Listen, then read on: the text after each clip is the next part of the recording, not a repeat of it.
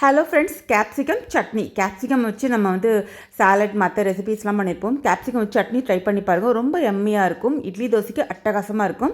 So capsicum chutney பண்ணுறதுக்கு முன்னாடி capsicum பற்றின ஒரு இன்ட்ரெஸ்டிங் இன்ஃபர்மேஷன் சொல்கிறேன். தெரியாதவங்களுக்கு இது கண்டிப்பாக அது நியூவாக தாங்க இருக்கும். கேப்சிகம் வாங்கும்போது நம்ம யூஸ்வலாக என்ன பண்ணுவோம், நல்லா ஃப்ரெஷ்ஷாக இருக்கான்னு பார்த்து வாங்குவோம். பட் இந்த இன்ஃபர்மேஷன் தெரிஞ்சதுக்கப்புறம் இதை பார்த்து நீங்கள் வாங்குவீங்க. அது என்னென்னு பார்த்தீங்கன்னா, யூஸ்வலாக கேப்சிகம் வாங்கினதுக்கப்புறமா அதோட பேக் போர்ஷனில் பாருங்கள், இந்த மாதிரி 3 பார்ட்ஸ் இருந்ததுன்னா இது மேல் கேப்சிகம் சொல்லிட்டு, இதே 4 to 5 பார்ட்ஸ் இருந்தால் இதை ஃபீமேல் கேப்சிகம் சொல்கிறாங்க. இது ஒரு படித்து தெரிஞ்சுக்கிட்ட ஒரு விஷயம் தான் இது. பட் இது எந்த அளவுக்கு உண்மையில எனக்கு தெரியலை. பட் இதுதான் சொல்கிறாங்க. அடுத்ததான் பார்த்தீங்கன்னா, அதே மாதிரி இந்த 3 to 4 பார்ட்ஸ் இருக்குது இல்லையா, இந்த கேப்சிகம் பார்த்திங்கன்னா நல்லா ஸ்வீட்டாக இருக்கும். நம்ம டைரெக்டாக சாலட்டில் மற்ற ரெசிப்பியில் சேர்த்துக்கலாம். இந்த 3 பார்ட்ஸ் இருக்கிறது லைட்டாக பிட்டர் டேஸ்ட் இருக்கிறதுனால இதை நம்ம சமைச்சு தான் எடுத்துக்க முடியும். சமையலில் இப்போ சாம்பார்லையோ இல்லை மற்ற பொரியல் அந்த மாதிரி தான் நம்ம எடுத்துக்க முடியும். ஸோ 4 பார்ட்ஸ் இருந்தால் அது ஸ்வீட்டாக இருக்கும். டைரெக்டாக நீங்கள் சாலட்டில் சேர்த்துக்கலாம்.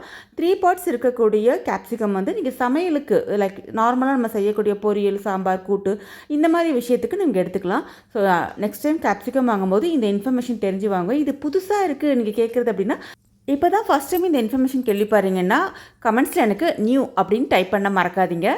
அதே மாதிரி இந்த 3 பார்ட்ஸ் இருக்கக்கூடிய கேப்சிகம்லேயும் அதே மாதிரி 4 to 5 பார்ட்ஸ் இருக்கக்கூடிய கேப்சிகம்லேயும் சீட்ஸ் லெவல் வேரியேஷன் ஆகும் அப்படின்னு சொல்லியிருக்காங்க. பட் எந்த அளவுக்கு இதெல்லாம் ஃபேக்ட்னு தெரியல. ரொம்ப இன்ட்ரெஸ்டிங்காக இருந்தது, அதனால் தான் உங்களோட இதை ஷேர் பண்ணிக்கிறேன்.